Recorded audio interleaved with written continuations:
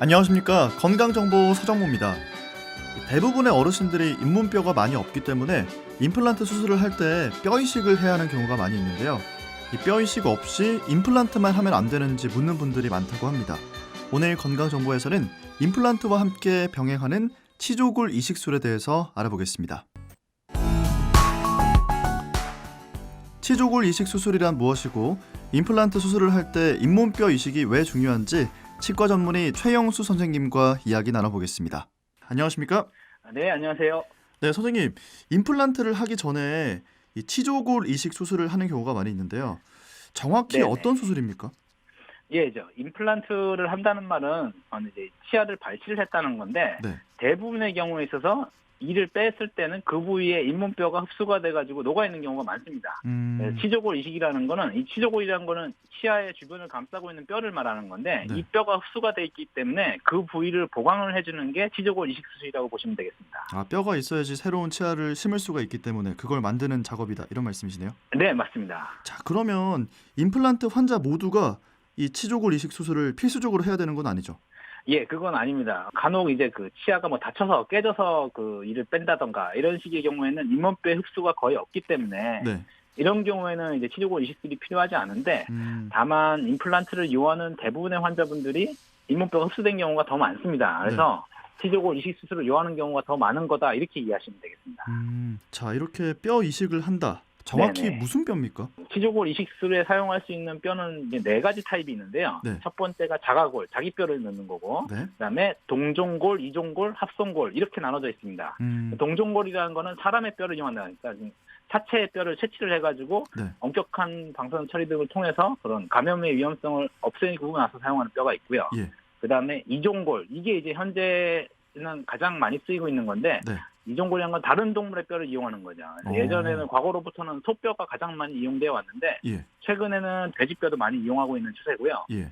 그 다음에 합성골이라고 해서 이제 칼슘과 인, 수산화 인해석 등 그 실제 사람 뼈에 있는 성분들을 이용해서 만든 뼈가 있습니다. 자, 그러면 여기서 궁금한 게 자기 치아 뼈 이식과 인공 뼈 이식 이 두 가지가 어떻게 다른지 궁금하거든요. 예, 이제 이 뼈를 이식을 한다는 게 실제적으로는 뼈가 이제 그 이식된 뼈에서 뼈가 만들어지는 건 아니고요. 네. 이거는 그 자기 치아 뼈일 경우에만 자기 뼈에서 이제 뼈를 만들어내는 능력이 있고 방금 말씀드린 동종골, 이종골, 합성골은 뼈를 만들어내는 능력은 없습니다. 근데 네. 문제는 그 자가골을 썼을 때는 그 흡수가 매우 높습니다.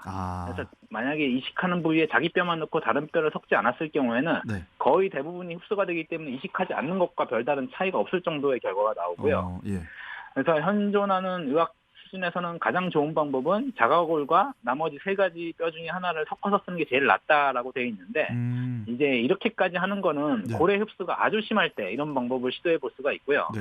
대부분의 임플란트 환자분들은 뼈가 일부분 녹아 있기 때문에 굳이 자기 뼈를 뜬다는 건 이제 자기 몸의 다른 데서 뼈를 채취를 해야 되니까 네. 이게 이제 부가적인 수술이 환자분들이 힘들거든요. 보통은 그 상품화되어 있는 동종골, 이종골, 합성골 이 상품을 써도 좋은 결과를 볼 수 있다라고 이해하시면 되겠습니다. 그렇군요. 간혹 가다가 내 잇몸은 뼈도 많고 튼튼한데 뼈 이식을 굳이 해야 되나 이렇게 궁금해하시는 분들도 있다고 들었거든요. 이제 환자분들 중에 자기는 뼈 괜찮지 않냐 말씀하시는 분들이 많은데 네네. 그 실제로 이제 본인이 아까 치지형 같은 경우에는 자기 증상 없이 흡수되는 경우도 많이 있기 때문에 네.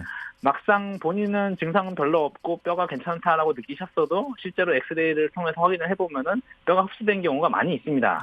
그래서 처음에 질문 나왔던 대로 네. 그게 임플란트를 하는 모든 분들이 뼈 이식이 필요하지는 않은 거지만 대부분의 경우에 필요한 경우가 더 많은 거다라고 이해하시면 되겠어요. 만약에 뼈 이식이 없이 수술을 받고 싶다 이럴 때 방법이 따로 있습니까? 따로 방법이 있다기보다는 네. 기본적으로 흡수되어 있는 잇몸뼈의 양이 적어서 남아있는 잔종뼈가 많을 경우에는 당연히 뼈 이식술이 필요가 없는데 네. 이제 그런 경우는 본인이 어떻게 방법을 해서 할 수 있는 건 아니고요.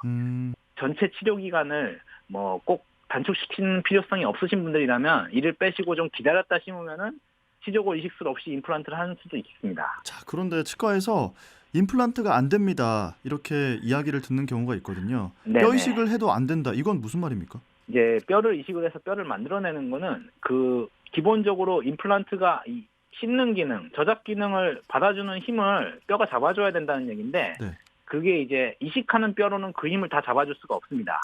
그래서 어느 정도 이상은 자기 뼈가 남아 있어야 그 위에 부족한 부분을 이식뼈가 보충을 해서 할 수 있는 구조인 거고 네. 뼈가 거의 없어지신 분들은 이식을 한다 한들 일단 뼈가 생기는 양도 적고요. 예. 그 다음에 이식뼈만으로는 임플란트가 씹는 힘을 받을 수가 없어서 임플란트가 안 된다라는 거는 이제 뼈가 이제 극단적으로 얇아져 있고 남아있는 양이 얼마 안 되시는 분들의 경우에는 이식을 해도 임플란트가 안 될 수도 있습니다. 임플란트가 안 되면 뭘 어떻게 해야 됩니까? 그게 이제 치아의 부위별로 다르긴 한데 네. 만약에 옆에 있는 잔존 치아라든가 뼈가 있을 경우에는 브릿지를 이용해서 네. 임플란트를 못 심는 부위는 심지 말고 예. 심을 수 있는 부위에만 심어서 치아는 머리만 양절해가지고 사용하는 구조가 있고요. 예. 또 한 가지는 나이 드신 분들의 경우에는 어쩔 수 없이 이제 틀니를 선택을 할 수밖에 예. 없는 상황도 있습니다. 그렇군요. 알겠습니다. 오늘 말씀 감사합니다. 네, 감사합니다. 지금까지 치과 전문의 최영수 선생님이었습니다.